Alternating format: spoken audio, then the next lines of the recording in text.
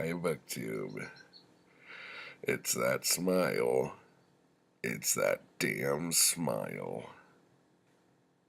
Alright. Um, I'm feeling better. Still a little under the weather. But I thought I would have a nice capacho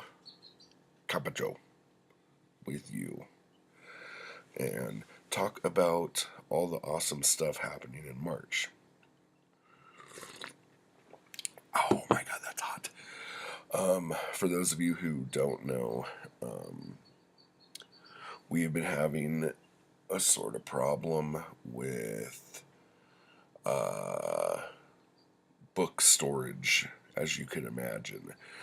So we got this new bookcase for like $20 at Kmart, and it is why don't they come with more fucking shelves?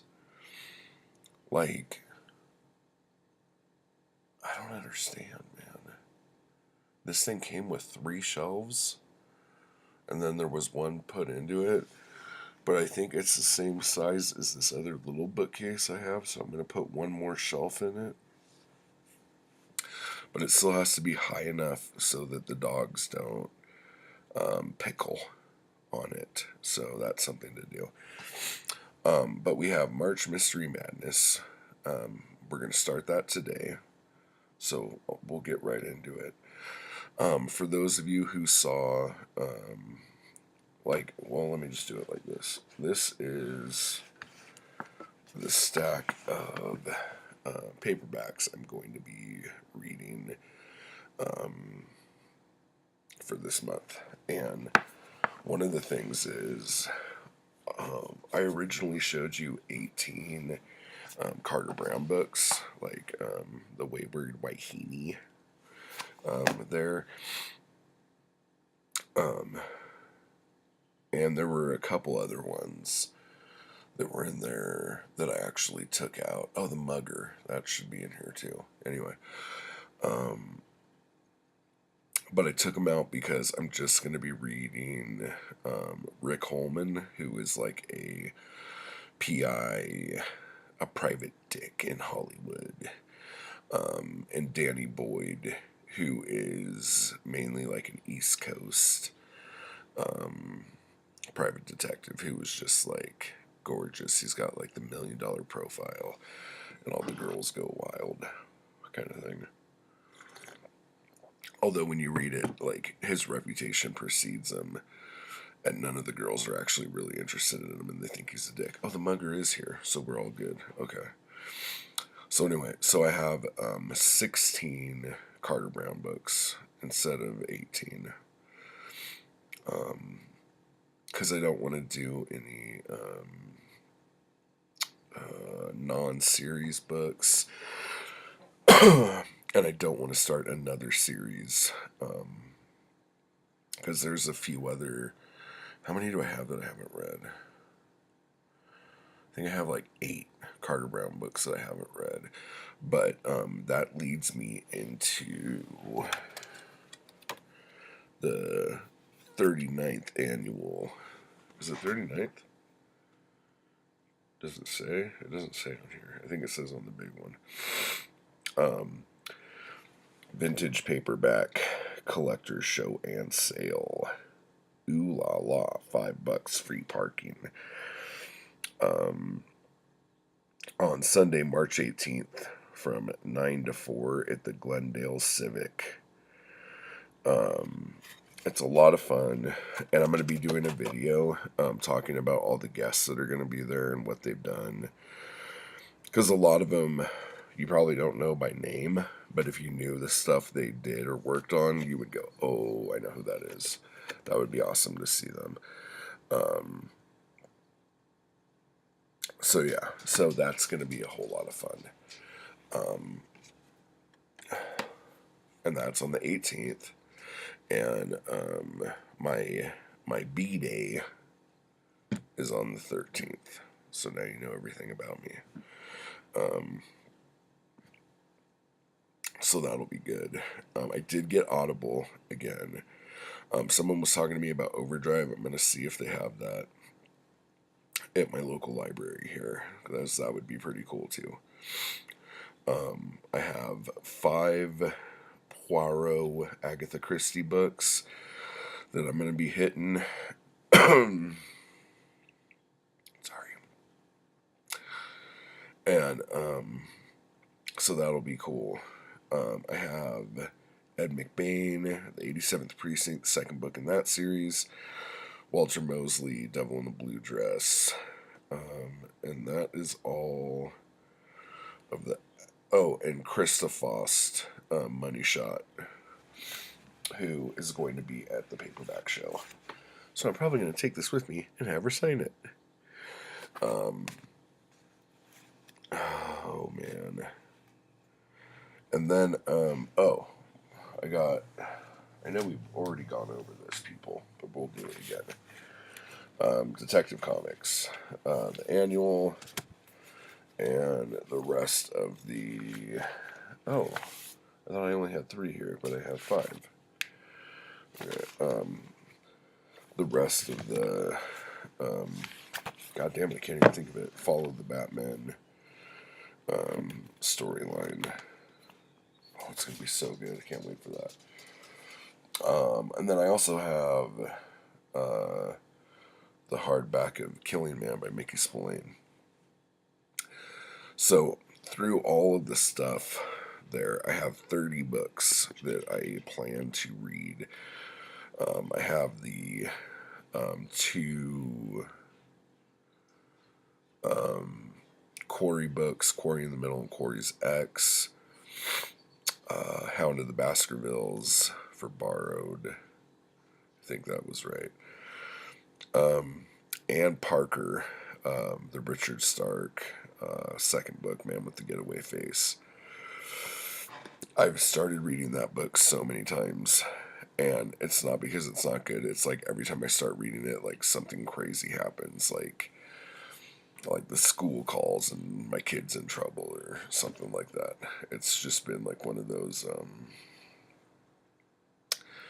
don't want to say bad luck book, but yeah. But the first one was so good. The Hunter was the first one. And the way it ended really sets this one up. So I'm really excited to see what happens. Yeah, so that's it, I guess. Oh, but the paperback show. The reason why I'm trying to kill so many Carter Brown books is because I want to get a bunch more.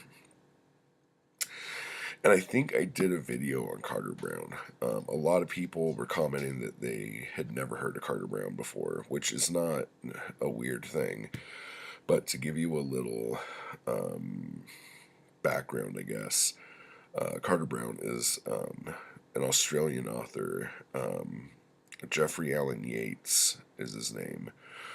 Carter Brown was the name he wrote under.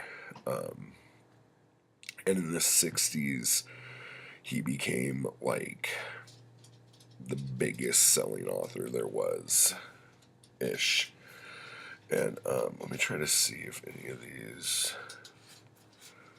Oh, it's probably just on a Al Wheeler book. Al Wheeler is my favorite character of his. So if you see here, it says over 25 million Carter Brown books in print. So that's pretty epic. One of the things that helped him get to that point is that he had McGinnis. I'm gonna fuck his name up again because all I can think in my head is Nigel McGuinness right now because I've been watching a lot of wrestling lately. But he got these great covers that were just gorgeous. And he also had a pretty popular guy, President John F. Kennedy, say that he was his favorite author. That shot sales through the roof. But between America, Australia, Japan, Germany, I think Finland as well. His books sold like crazy. And in fact, in Japan, they made a TV show in the 70s, I think, about one of his characters. It didn't last very long, I don't think. So yeah, so he was a very popular fixture, and his deal with Signet, I think, was he had to write 2 novels and 4 novellas a month. That doesn't sound right, but I think that's actually very close to right. And so he was just like a machine. And in like 20 years, he wrote more effing books than anyone could calculate, which is not true. It's very easy to calculate. But one of the things that's confusing is that in different countries, books were released with different titles. And because of how scarce a lot of his stuff is now, it's hard to figure out what's what. So, like, The Body and The Blonde, I think, are the same book. Not 100% on that. Is that the two that I'm thinking of? Like, it was released, like, in the 50s in America as The Body. And then, it went out of print. And then they released it as The Blonde in Germany, I think. And then when they re-released it here, they re-released it as The Blonde. There's a couple books that I have that I thought were different books, and they're the same book, just released like 8 to 10 years apart. So I'm a huge fan of his work, and I got a ton of Carter Brown books last time I went to the paperback show. So I can't wait to try to find a bunch this time. So anyway, what are your plans for March? Do you have any? And no, that is not an empty brandy bottle behind me. How dare you assume that while I have been under the weather, I've just been drinking like a pig. Let me know what you're doing. Let me know if you're going to the paperback show. And if you're participating in March Mystery Madness and all that other good stuff. So, maybe a little later, after I finish something, I will come back and say hi.